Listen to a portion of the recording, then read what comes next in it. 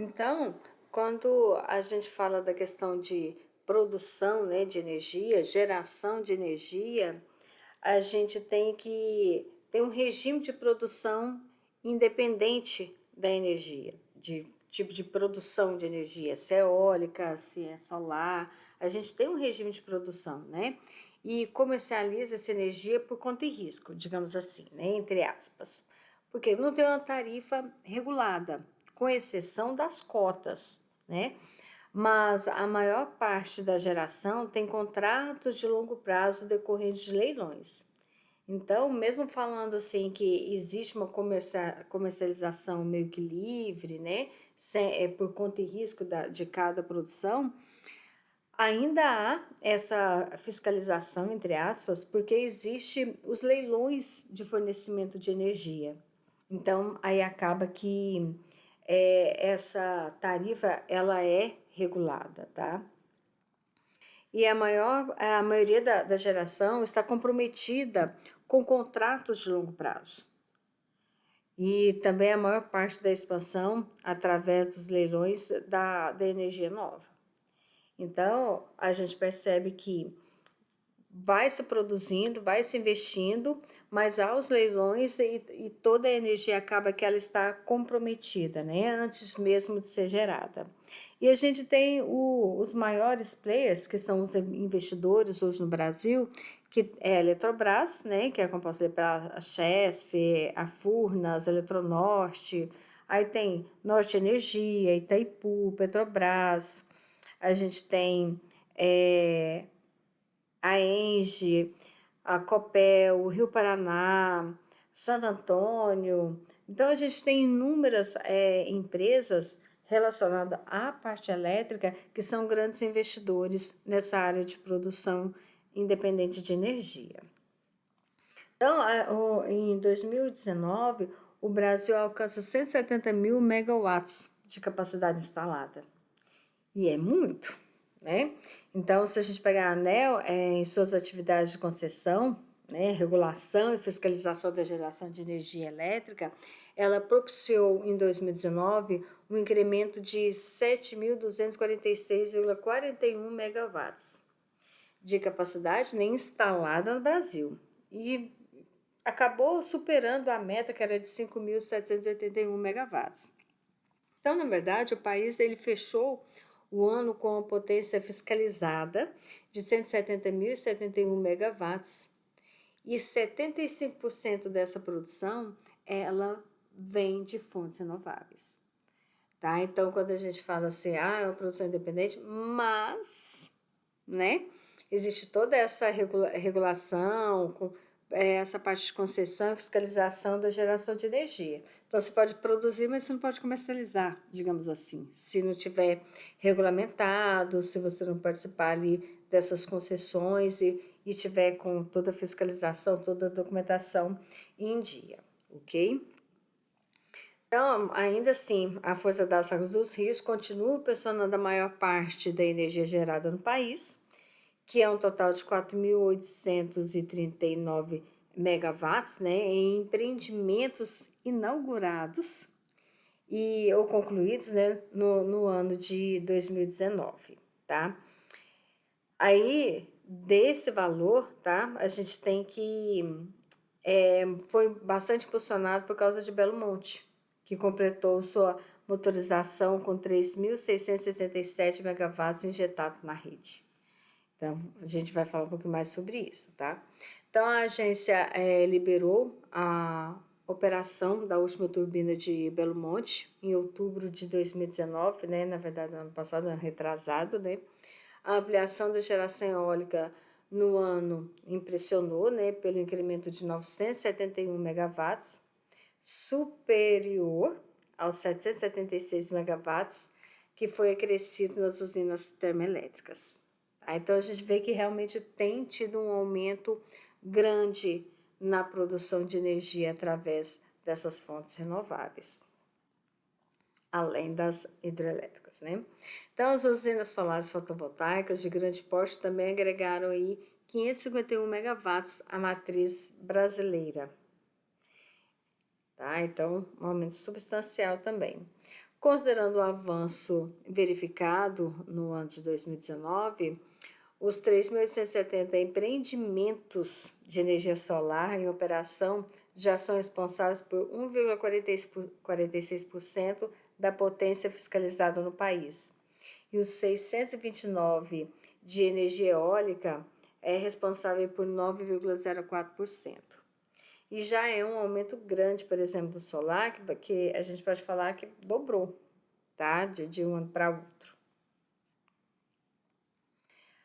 Ainda falando sobre essa questão da energia renovável, a gente tem que a maior produção é hídrica. Só que ela pode ocorrer de 3 formas diferentes. Então, vamos entender essas 3 formas diferentes. Por quê? Porque vai determinar que tipo, né? Ou seja, o tamanho e a potência relativa que cada uma delas produz. Então, a gente tem as pequenas centrais hidrelétricas, as centrais geradoras e as usinas hidrelétricas. Então, as centrais geradoras, elas, que é as CGHs, elas têm uma produção de até 5 megawatts. Já as pequenas centrais hidrelétricas, elas precisam estar ali entre 5 megawatts e 30 megawatts de potência. Às vezes vocês vão encontrar aí falando que é de 1 a 30, é porque esse valor subiu, tá? Então, houve uma mudança. As centrais antigamente eram até 1 megawatts e as pequenas centrais hidrelétricas eram de 1 a 30. Agora não, as centrais geradoras é até 5 megawatts e as pequenas centrais hidrelétricas de 5 megawatts a 30 megawatts, tá? De potência. E as usinas hidrelétricas, a potência instalada é maior que 30 megawatts, ok? Então, se a gente pegar aqui, ó, só para fazer um comparativo, aquilo que a gente falou, por exemplo, a capacidade instalada em 2019 foi de 770 mil, né? E a gente teve aqui as usinas hidrelétricas, 4.755 da produção total, as PCH 184 megawatts, as fotovoltaicas 551, a eólica, aqui, que eu queria falar, da eólica 971 megawatts e a termoelétrica 776.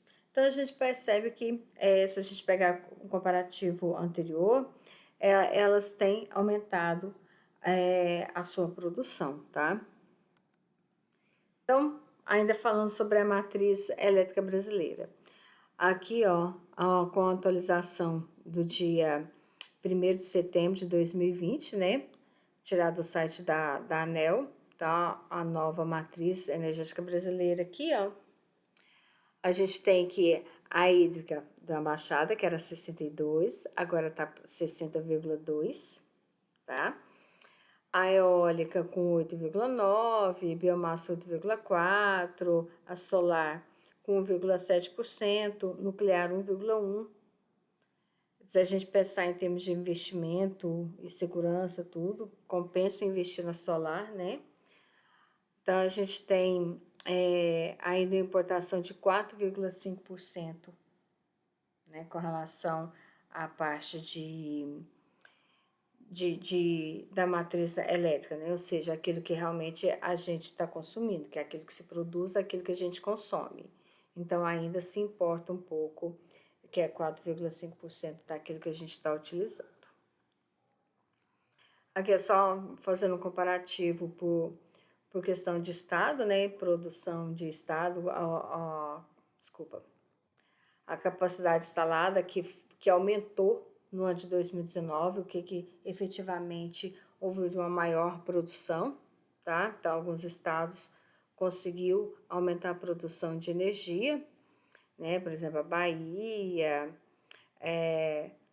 a gente tem aqui, ó, Rio Grande do Sul, Mato Grosso do Sul. Então, todo mundo ali teve um aumento ali, o Amazonas também teve um aumento ali de produção, tá? Então, devido ao tamanho continental do Brasil, né, a gente sabe que precisa de muita energia elétrica. Há necessidade de uma grande produção de energia, né?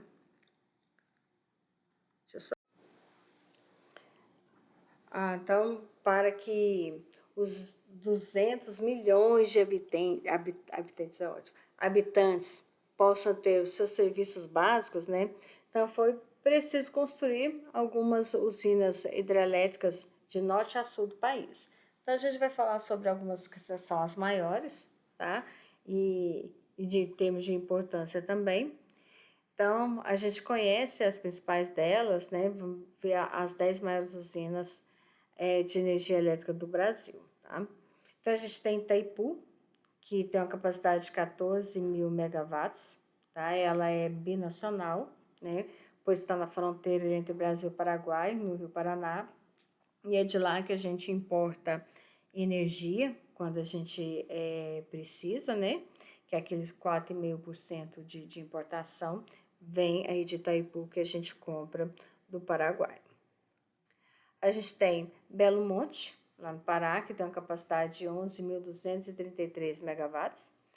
E a usina de Belo Monte, ela está localizada ali na bacia do rio Xingu, nas regiões sudoeste do Pará. Ela ainda tem o título da terceira maior do mundo, estando atrás da chinesa Três Gargantas, que no caso produz 20.300 megawatts, além da brasileira Itaipu. Tá? Tem São Luís do Tapajós, também no Pará, que tem a capacidade de 8.381 megawatts. Então, ela foi instalada ali no Rio Tapajós, sendo a maior do complexo da região, ali da região ali no Rio Tapajós ali. E esse projeto foi inspirado nas plataformas de exploração de petróleo nos oceanos. Por isso que ela é chamada também de usina plataforma, que é um modelo mais autônomo, que não está ligado à questão das estradas, tá? Como tem a questão hídrica muito boa, então não há necessidade das estradas para poder chegar até a usina, então por isso chamada de usina plataforma. No próximo vídeo eu dou continuidade com as demais, ok?